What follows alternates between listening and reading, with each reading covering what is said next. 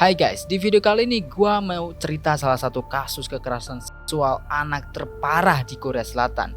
Gua yakin lo yang dengerin cerita ini bakal gedek sama pelakunya, karena ya emang separah itu cuy. Tapi sebelum gua lanjut, buat lo yang suka dengan cerita-cerita seperti ini, boleh subscribe channel gua biar gua semangat upload video hampir setiap hari.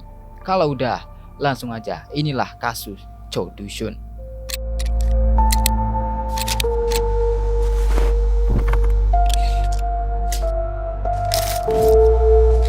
South Korean prosecutors on Monday asked the court to sentence Cho Do-sun to 1 year in prison after the convicted child rapist broke his curfew and defied an order to monitor his criminals' movements based on electronic signals from GPS-attached anklets.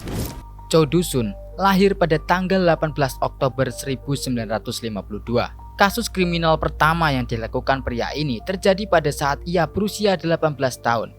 Dirinya mencuri sebuah sepeda dan dijatuhi hukuman ringan dengan alasan usianya yang masih muda dan tingkat kejahatannya juga kecil. Kemudian, kasus kriminal keduanya terjadi pada saat dirinya berusia 20 tahun. Ia memeras uang dari warung pinggir jalan dan dijatuhi hukuman 1 tahun 6 bulan di pusat penahanan pemuda. Lagi dan lagi ya, kayaknya nggak kapok orang ini. Kasus kriminal ketiganya pada saat ia berusia 25 tahun. Dengan hukuman 8 bulan penjara karena mencuri.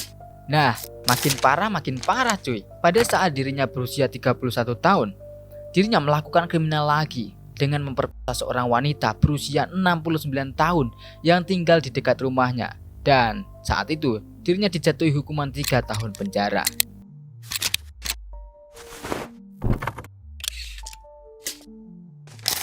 Kemudian, pada tahun 1995, atau saat dirinya berusia 43 tahun, dirinya menyerang seorang pria berusia 60-an hingga tewas. Alhasil, ia dijatuhi hukuman 2 tahun dan dirawat di RSJ.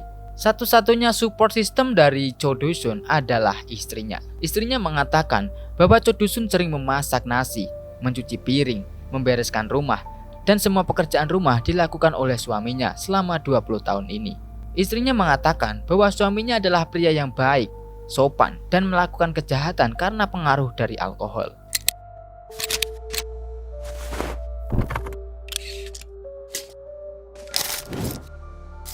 Pada Desember 2008 di Ansan, Korea Selatan, Nayeong, nama ini disamarkan ya guys ya. Saat itu Nayeong berusia 8 tahun, sedang dalam perjalanan ke sekolah sendiri. Tiba-tiba muncul Cho Do-sun. Pria 56 tahun itu dalam keadaan mabuk langsung menculik Nayeong. Cho Do-sun lalu menyeret Nayeong ke dalam kamar mandi gereja dengan alibi mengatakan bahwa gadis kecil itu harus ke gereja. Tanpa tunggu lama lagi, Cho Do-sun langsung melakukan aksinya. Ia memperkosa dengan sadis.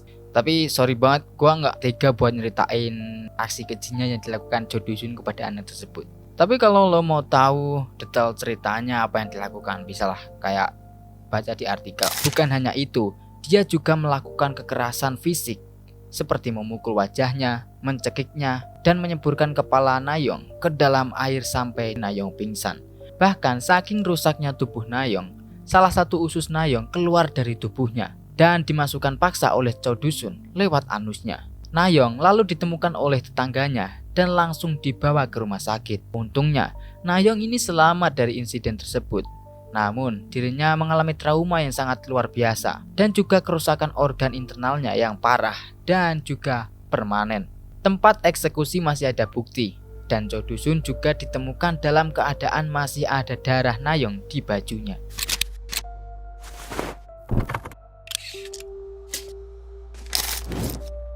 Awalnya, Cho Do-sun dijatuhi hukuman seumur hidup. Namun hukumannya tiba-tiba berubah menjadi 12 tahun penjara ketika Nayeong bersaksi bahwa Cho Do-sun berbau alkohol. Selain itu, Cho Do-sun juga melakukan pembelaan dengan cara menulis 300 kalimat yang berbunyi, "Aku bukan seorang monster yang memperkosa gadis 8 tahun." Nah, setelah berita hukuman tersebut dirilis, banyak masyarakat yang menyuarakan petisi untuk mengadakan pengadilan ulang. Seperti yang gua jelaskan sebelumnya, Nayeong mengalami kerusakan permanen di perut bawah.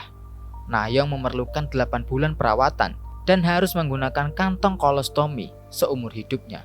dan harus menjalankan operasi untuk anus buatan.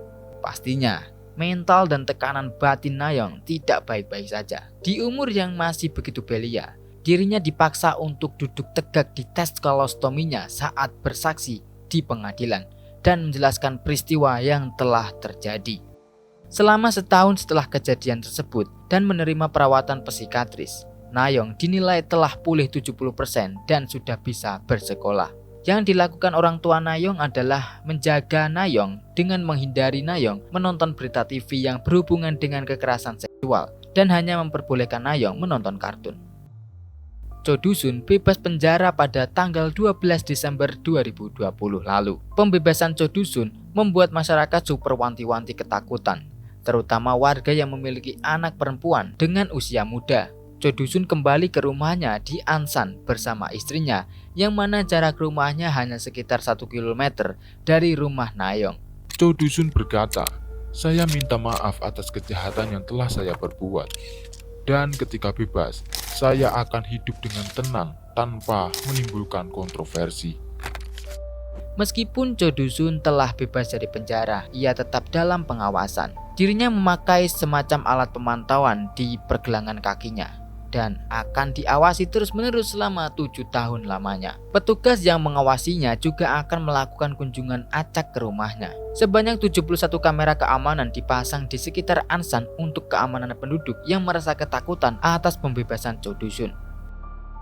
Pada 20 Mei 2021, Kementerian Kehakiman Korea Selatan dan pemerintah kota Ansan mengungkapkan bahwa kegiatan pelacakan dan pemantauan Cho Doo-sun telah menelan biaya lebih dari 200 juta won Korea selama 4 bulan pertama. Wow.